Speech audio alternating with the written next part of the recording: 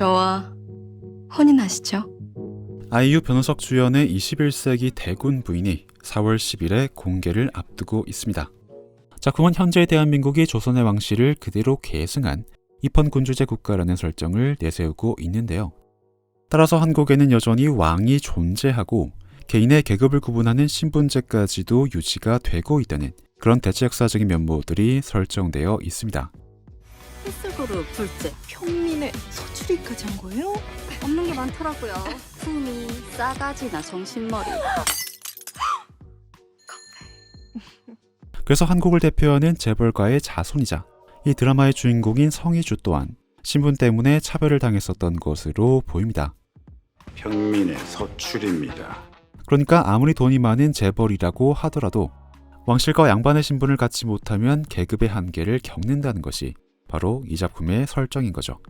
하지만 성희주는 이런 현실 때문에 오히려 더 강한 승부욕을 갖게 됐습니다. 이한대군이랑 결혼을 어떻게 해요? 왜 안 되냐고. 그래서 성희주는 높은 신분의 남자와의 혼인을 통해서 자신의 신분을 상승시킬 기회를 찾기 시작했는데 왕실의 차남인 이한대군에게서 바로 그 기회를 찾게 됐습니다. 왕족인 이한대군과 결혼을 하면 덩달아서 자신도 왕족이 될 수 있다는 계산이었던 거죠. 그리고 이한대군에게도 성희주의 제안을 받아들일 만한 이유가 있었습니다. 이한대군은 왕족의 신분을 가졌지만 차남으로 태어났기 때문에 왕위를 이어받을 권한은 갖지 못하고 있었던 것이죠. 그러니까 성희주에게는 높은 신분이, 이한대군에게는 실질적인 권력이 없었던 겁니다. 모든 것을 다 가진 두 사람에게 딱 하나씩 부족한 것이 있었는데 마침 서로가 부족한 것을 가지고 있었으니 두 사람은 서로에게 완벽한 거래 파트너였던 거죠. 평민의 신분을 가진 재벌과 왕이 될 수 없는 왕족의 결합. 입헌군주제의 대한민국이기 때문에 나올 수 있는 색다른 로맨스의 무대는 이렇게 만들어지고 있습니다. 그런데 여기서 주목할 만한 점은 이 드라마가 12부작이라는 점입니다.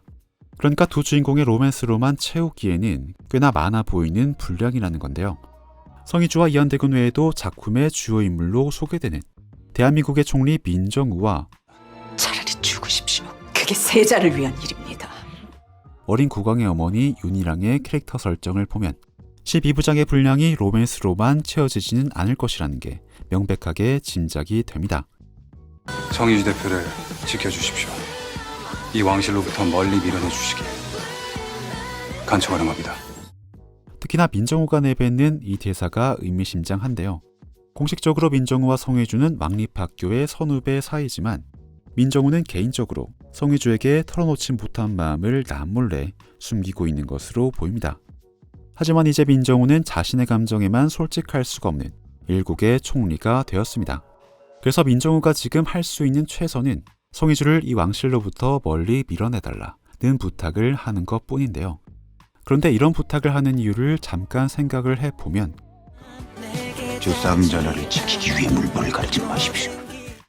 아마도 성희주를 불행하게 만들 만한 어떤 비밀이 이 왕실에 숨겨져 있다는 뉘앙스로 읽히기도 합니다. 물론 그 비밀이 무엇인지는 아직 정확하게 알 수 없습니다. 하지만 21세기 대군 부인의 연표를 보면 어느 정도는 짐작할 만한 단서가 있습니다.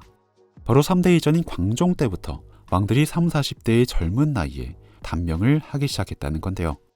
그 이전의 왕들이 대부분 70대, 아무리 적어도 50대까지는 생존했었던 과거를 보면 유독 최근의 3대 왕들이 계속 30, 40대에 단명을 해버리는 건 분명히 의문스럽게 생각할 만한 부분입니다. 물론 이건 드라마를 아직 보지 않은 상태에서 내리는 추측이기 때문에 틀릴 수도 있겠지만요. 3대째 이어진 비극 때문에 겨우 5살밖에 안 된 세자가 왕위에 올라가 있는 상황에서 내가 고른 여인과 혼례를 올려 금상에 대한 지지를 보여주세요. 어린 국왕의 어머니인 윤희랑이 성희주와 이한대군의 혼인을 견제하는 이유라고 한다면 아무래도 이미 차지하고 있는 왕실의 권력이 흔들리는 것을 방지하기 위함일 것입니다. 그러니까 말씀드린 것처럼 12부작 중에 적지 않은 분량이 이런 왕실의 권력 다툼에 할애가 될 것으로 보입니다.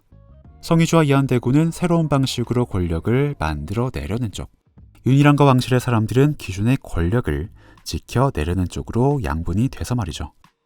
그리고 이러한 권력 구도를 아주 효과적으로 보여주는 장치가 있습니다. 바로 인물들의 의상인데요. 먼저 성희주와 이한대군을 보면 자신의 개성을 마음껏 드러내는 화려한 색감과 자유분방한 디자인의 옷들을 선보이고 있습니다. 이러한 의상들은 주어진 상황에 수동적으로 속박되지 않으면서 자신들이 원하는 바를 능동적으로 추구하는 자유로운 캐릭터임을 시각적으로 표현해주고 있습니다.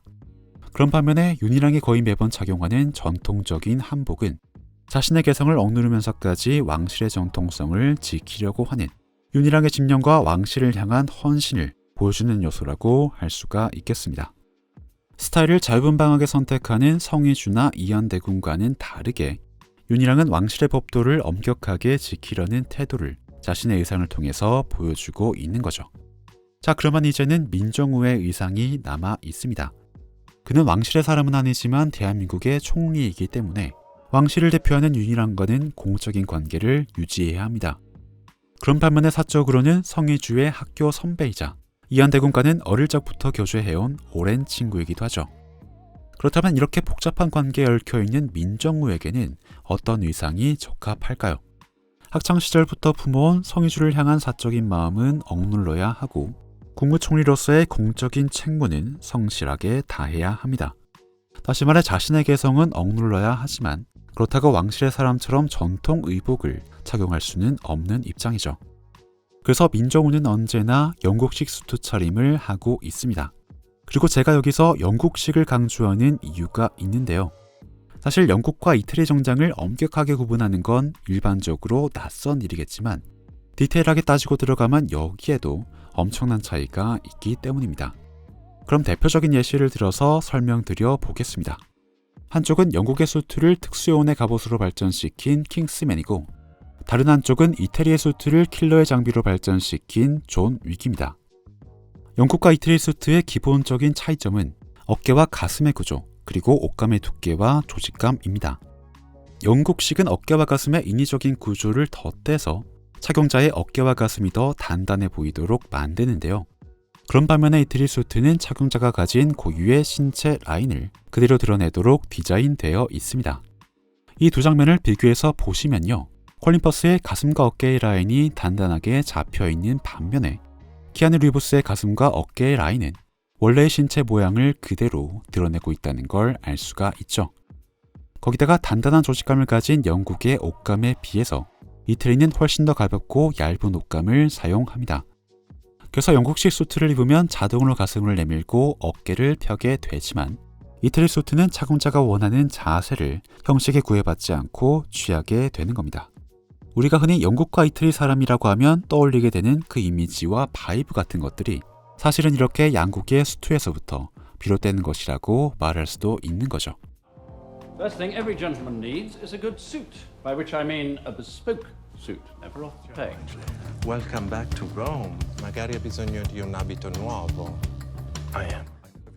그리고 두 영화는 각자의 수트를 결정적인 아이덴티티로 내세우면서 수트가 가지고 있는 특성을 영화의 액션에도 그대로 녹여내고 있습니다. 먼저 킹스맨의 액션은 짧고 간결한 직선 형태의 동작으로 구성되어 있습니다. 말씀드린 것처럼 영국 수트는 신체의 가동 범위를 제한하면서 고든 자세를 강제하는 경향이 있기 때문에 킹스맨의 요원들 또한 팔을 크게 휘두르거나 몸이 곡선으로 늘어지는 동작 같은 것들에는 어느 정도의 제한을 받고 있는 거죠. 그런 반면에 이태리 수트를 입은 존 윅의 액션은 이태리 수트의 유연함을 활용하면서 신체를 크게 휘두르는 동작을 자주 선보입니다.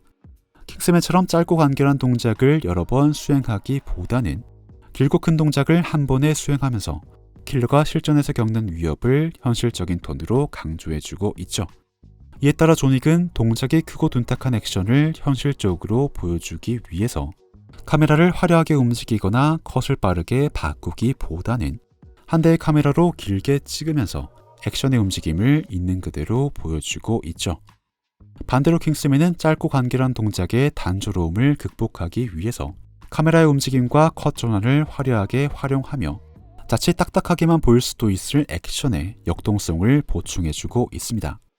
그러니까 영국의 수트가 착용자의 움직임을 제한하는 특성은 반대로 촬영과 편집의 화려함을 불러왔고, 이태리의 수트가 자유로운 움직임을 허용하는 특성은 또 반대로 촬영과 편집의 역동성을 제한하는 정반대의 결과로 이어졌던 거죠. 다시 말씀드리지만 이 모든 건 수트의 스타일에 기반해서 비롯된 차이점들입니다. 그만큼 우리가 보는 콘텐츠에서 의상이 미치는 영향력이 우리 생각보다 훨씬 더 크다는 거죠.